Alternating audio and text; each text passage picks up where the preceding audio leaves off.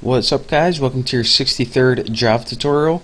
And in the 62nd Java tutorial, we made two buttons and put them on the screen, one right here and one right here. So now in this tutorial, what we're going to be doing is building some kind of handling events. So when we click the button, something actually happens.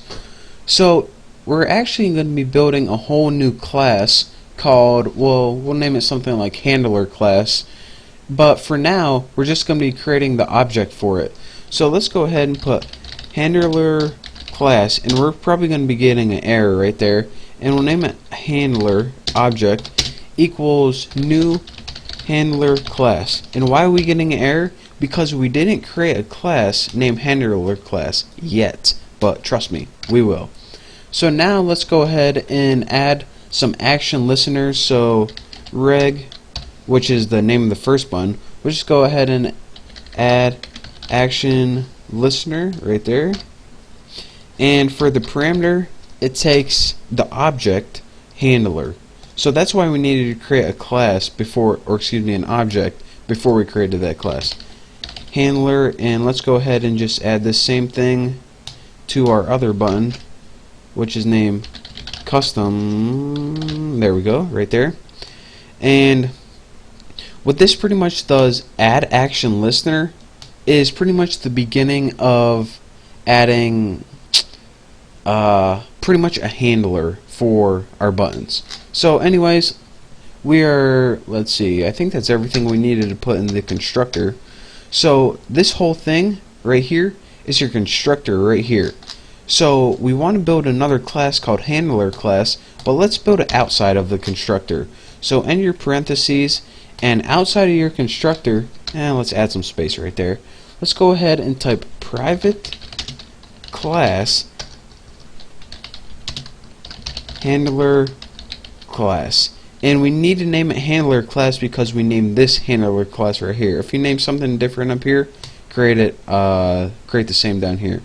And yes, we are putting a class inside this main class. We are allowed to put classes inside classes. So, you know, just letting you know, we can do that. Why? Because we just did. And we'll have this implements, there we go, did I spell that right? Implement action listener. And when a class implements another class, what does that mean? When a class implements another class, like we're implementing, did I spell that right? I was wondering how I was getting in line. When we have a class and it implements action listener, what does implement means? I had a couple of questions asked me on the other tutorial.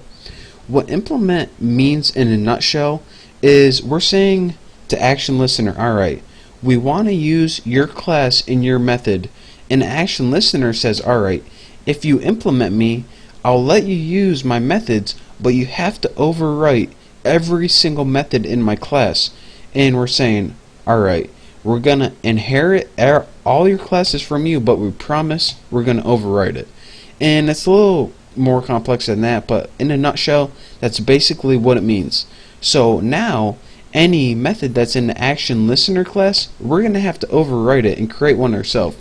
Lucky for us, there's only one method in the action listener class, and this is called action performed. So lucky for us, we only have to create one method, and it's going to overwrite this action performed method. So let's go ahead and do that right now.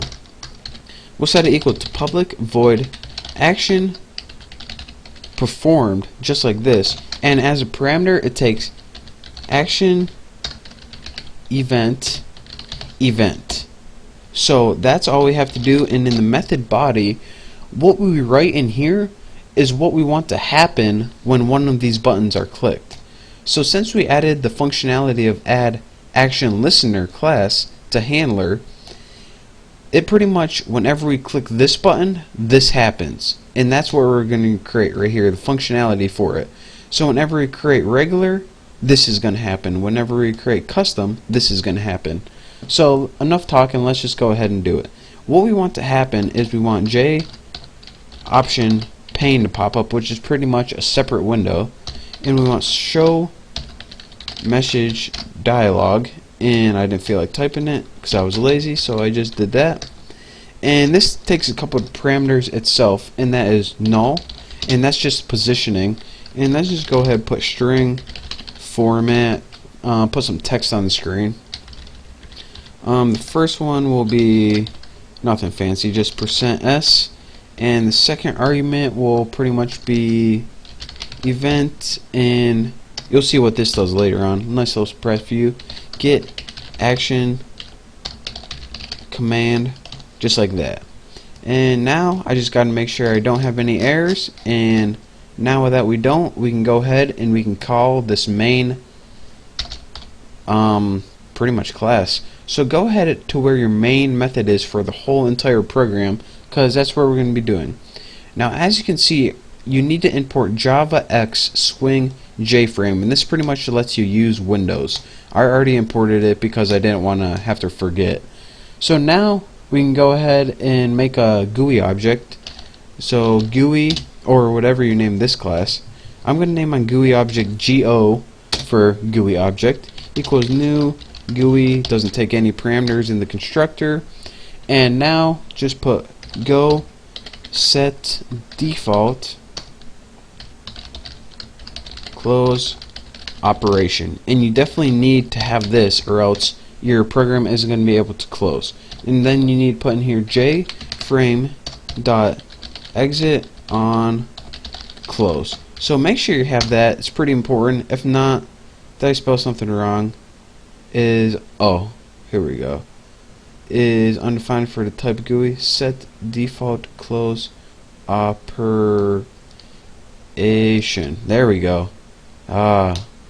Spelling, it's key, kids, it's key. You definitely need to learn that skill in school, unlike me.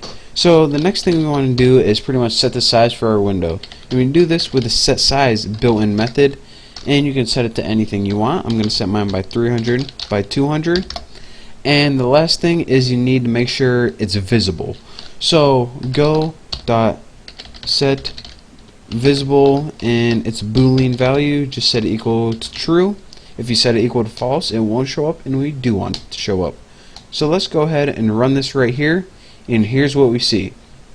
We see a regular button right here that when we click it, it says reg button, and we see a custom button that when we hover over it, the rollover changes, and when we click it, it says custom. Okay, regular button, custom. Wow, this is an awesome program. We should definitely market this, try to sell it to Microsoft or someone, because they could use this. I mean, look at this, flawless, no bugs or anything. That's amazing.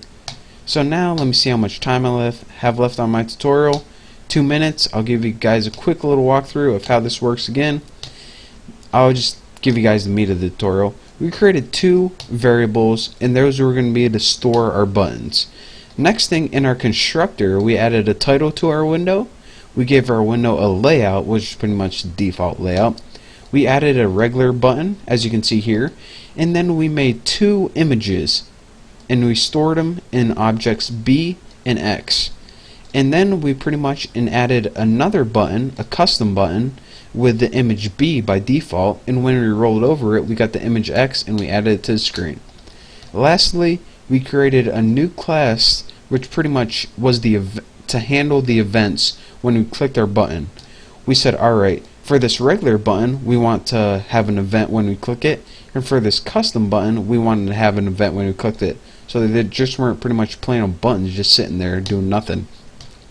And then since we said, alright, when we want some functionality, we actually had to make a class to add some functionality to it.